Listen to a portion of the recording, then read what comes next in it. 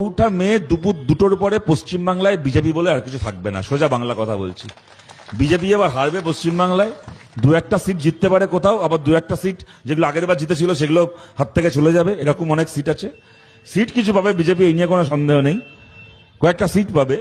কিন্তু পশ্চিমবাংলায় বিজেপি সরকারে আসছে না। আর এইবার যে পশ্চিমবাংলায় বিজেপি সরকারে আসছে না, আগামী 20-25 বছরের জন্য বিজেপির নাম খরচের খাতায় উঠে যাবে। বাংলায় কেউ আর বিজেপিকে ভোট দেবে না। যারা বিজেপিকে ভোট দিচ্ছিলেন দলে দলে তারা অন্য দলকে সমর্থন করতে চলে যাবেন। বিজেপির অর্ধেক নেতা আর বিজেপিতে থাকবে না। বিজেপি আবার আগের মতো 4% 5%-এর পার্টি হয়ে যাবে। এবং আপনাদেরকে এইটা বলে যাচ্ছি, সেই দিনে হয়তো দিলীপ ঘোষ বিজেপি করবেন, সেই দিনও হয়তো রাহুল সিনহা বিজেপি করবেন, যারা কিনা বিজেপির পুরনো লোক, সত্যিকারের লোক।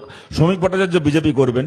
কিন্তু আপনাদেরকে বলছি, বিজেপি এইবার পশ্চিমবাংলায় হেরে যাওয়ার পরে এই শুভেন্দু অধিকারী আর কত ঘন্টা বিজেপি থাকে, আর ও ক কেজি হিন্দু থাকে, তারপরে আমি দেখব, তারপরে দেখবো ক কেজি হিন্দু থাকে।